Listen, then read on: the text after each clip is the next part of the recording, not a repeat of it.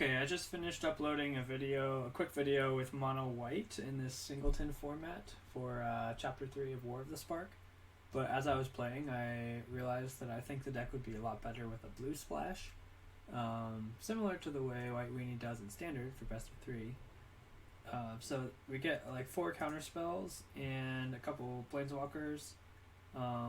I'm looking at this Teferi basically as a removal spell, because if cards like Hieromancer's Cage and Exile's Binding are good, Teferi is like 1 mana more, and then, you know, it can also win the game on its own, as we all know.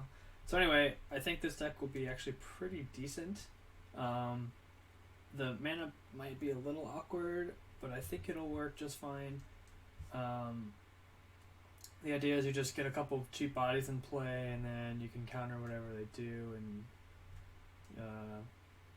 yeah, I mean, people are playing clunky decks, as they should, but I think this strategy can kind of take advantage of that. So I'm going to give it a shot. And it's also possible this similar strategy could play out with another color pair, but I think white has the fastest way to get on board with aggressive creatures. The red creatures you kind of trade stats away, and the green creatures are a little more expensive mana wise. So wow, this hand is awkward though. It is the London Mulligan, so I'm inclined to use it. If we don't get creatures on the board early, we don't have a good chance of winning. Whoops, I meant to click Mulligan.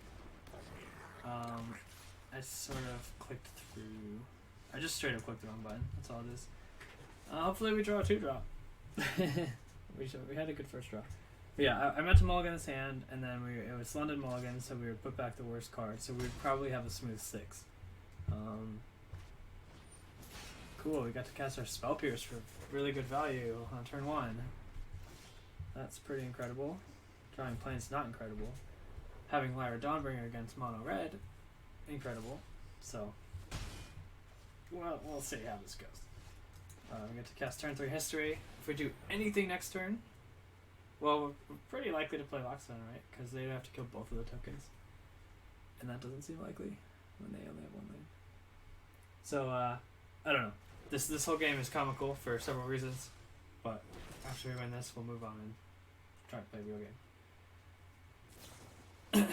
Okay, 1 down, but they would have to burn the other one in our upkeep to prevent us from playing Lockstone, which, I don't know, could happen. Alright, so anyway, yeah, we were going to win that game off of Lyra, but our opponent was man screwed. Alright, video starts now.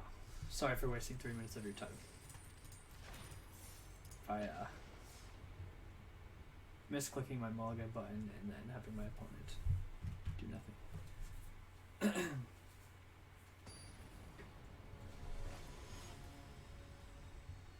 So to go into more detail about the mana base, there's 4 dual lands, all 5 with Evolving Wilds, and then I put 4 more planes for 9 sources, and then kind of relying on you don't need blue early, you need it around turn 5. I am playing 1 copy of Curious Obsession because, I don't know, seems good. This hand is pretty sweet.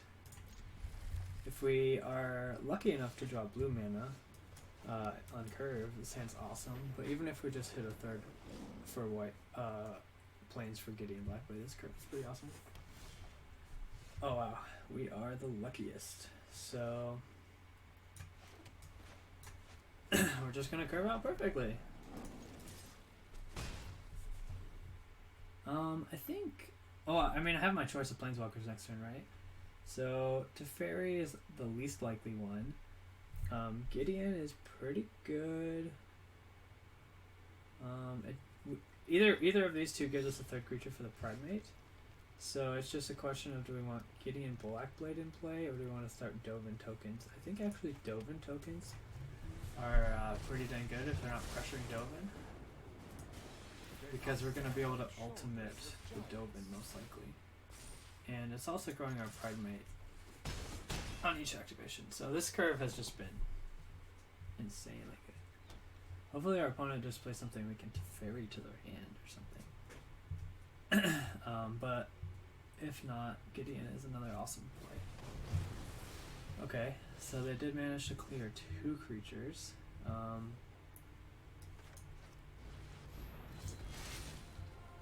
Let's see. So this can give lifelink, which I'll do.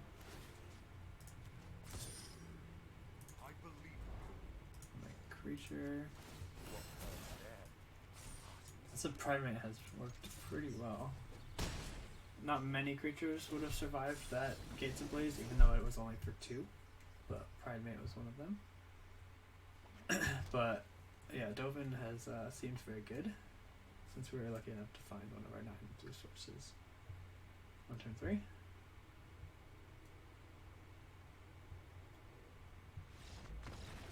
Alright, so that was a real win right there. Our opponent could have cast like some kind of value card for 4 mana, and then they were just too far behind, they had to concede. I don't plan to get that lucky every game. Our draw was pretty awesome, but proof of concept. DDD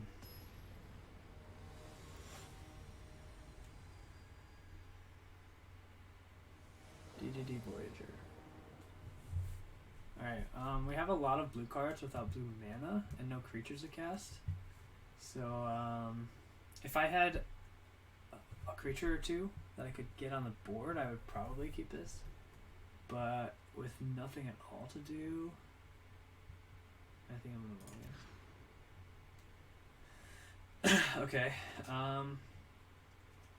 this is it's hard to decide what to put back because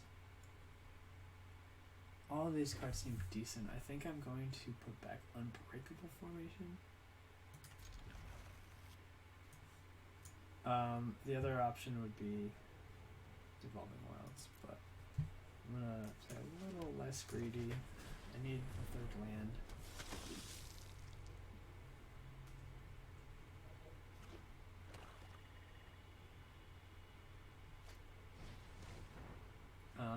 Yeah, that's too bad. Duress is always good against a mulligan, but we have a strong little curve here. Let's do this now for fewer clicks.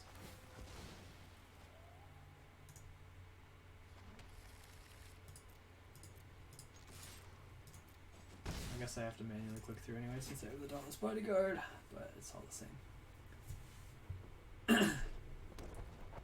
Oh, Blast Zone is frustrating.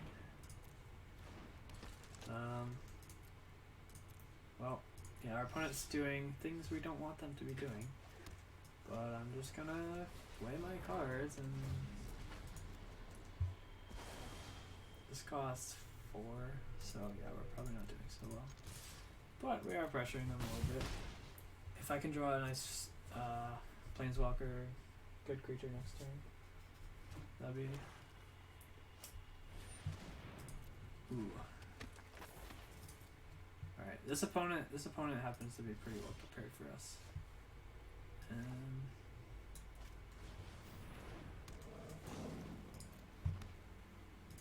Like all of their cards have lined up pretty well against us.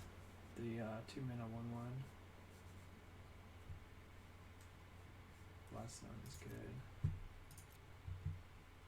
We still need 2 more permanents to get the Sea's Blessing, so nothing happening there. We could draw it to Fairy. That'd be a good draw. Either one, honestly. So we're more live than we would be if we were playing normal White Weenie right now. So we have a few cards that do work well in like.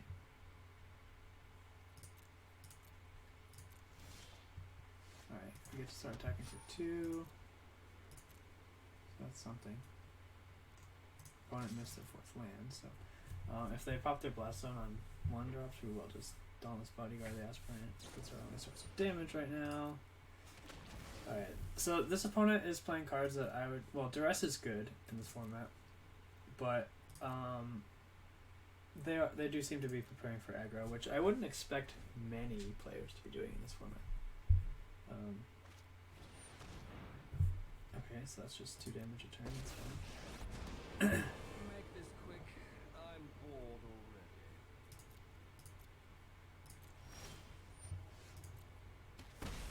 Loneliness can hurt. if I want to flip Legion's Landing, I have to give them any of these creatures plus a trade with Bodyguard. But honestly, that might just be what we need to do.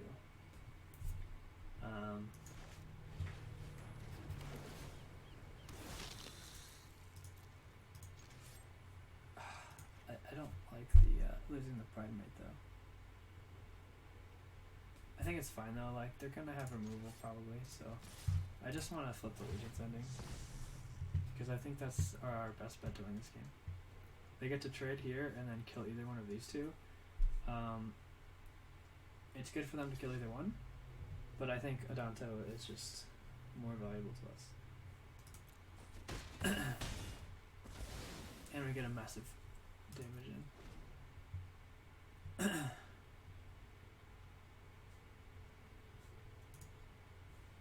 If I kill the Doom Center, they can start getting it back. So basically our plan is to like grind out value with Adanto over a long course of the game.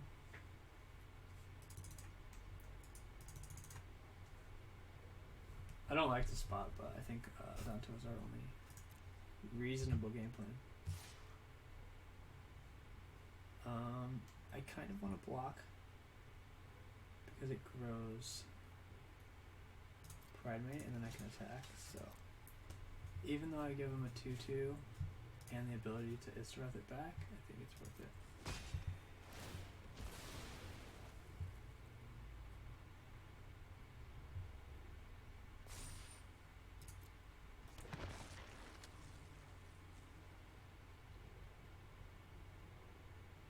If I could draw a removal spell for the Israth, I'm in pretty good shape.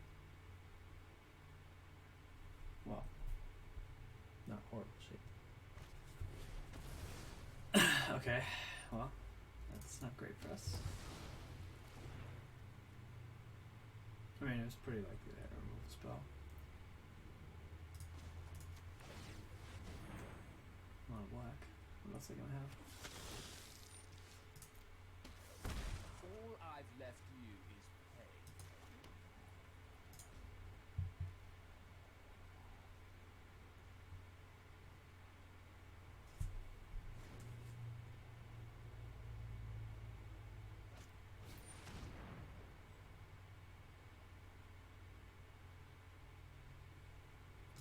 That's a really bad card.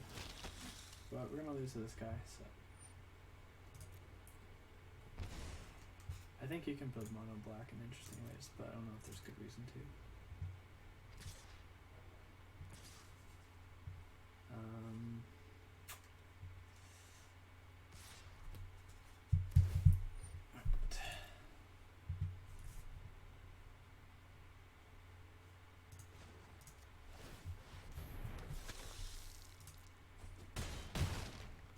Something like Venerate Loxodon would be pretty sweet, or any Planeswalker, a Planes Walker, not a Planes. Okay, we have like one more draw step. Basically, you might not attack with Aether at this turn just because we control the block, but you just have to have one removal too.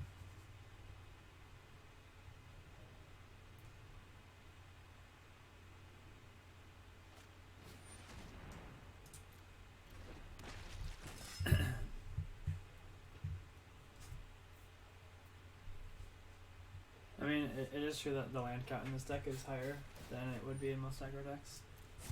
I don't think you'll be needing that. It's true, I do not need that. Alright, I think I have to block. Although that gives me almost 0 outs. That's okay.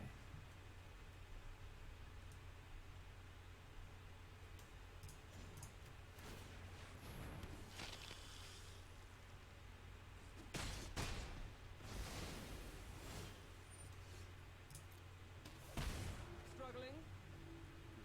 Yeah, I am struggling. That one's a loss, that's okay.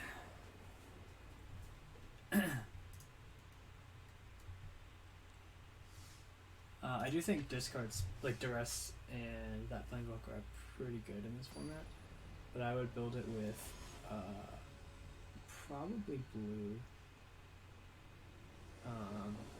Just get some card advantage type stuff in there. Around the play, we've got a 1-2 punch, and if we draw lands, we have good late game. So yeah, let's give it a shot. Ooh,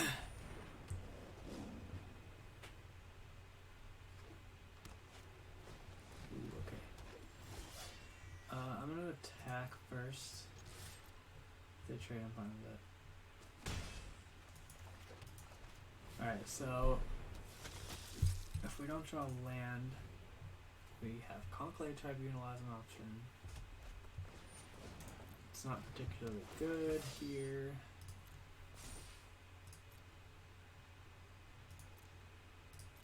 The no attack doesn't make any sense, but whatever. Do I want to play Unbreakable Formation? It doesn't do a whole lot. I think no. I mean, 4-2 attacker.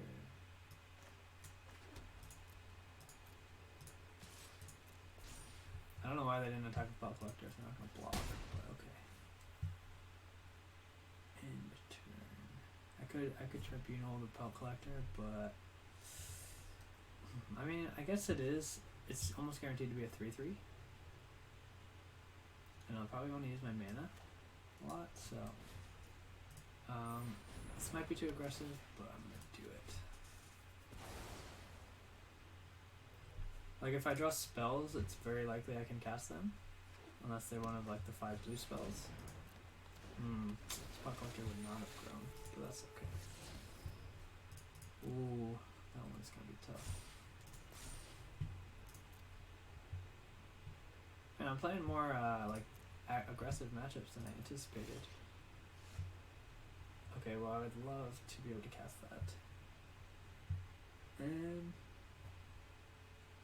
Let's see. Alright, so this is one game in against the Azorius Splash. I mean, he's not going to block again, right? I don't know what this guy's doing. Okay. Well, it's one way to erase. Have your opponent never attack you and never block you. Alright, I'm gonna need to draw castable spells soon. Oh, they figured out how to attack. That's so good.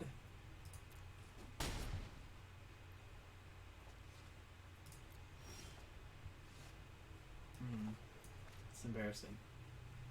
So maybe the blue splash is not worth it, or maybe I just need to accept the fact that I might have to mulligan a double island hand once in a while if I add a few more. And I don't see anything good to do, so let's move. If I can't cast a spell again next turn, I'll just concede the game. A little too far behind. I can't even like Unbreakable Formation to trade off because I only have 2 power as play as blockers. Alright, got Eternal Ketris. Okay. I'll stay in it then. If they attacked with Ferox, I would have conceded, but they are playing it too safe.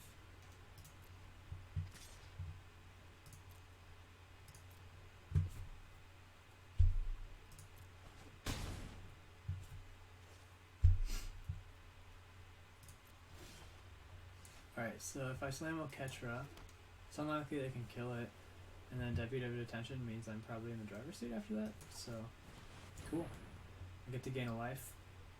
Oketra can block everything except Ferox.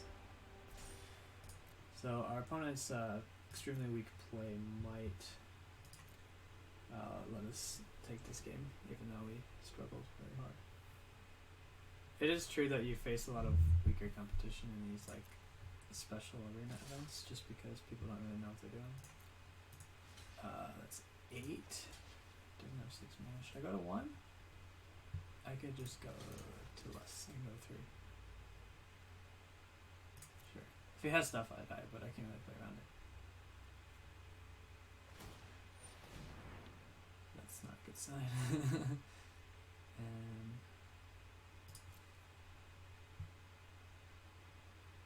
Like a pump spell or something. Trample. Alright. I'll do it.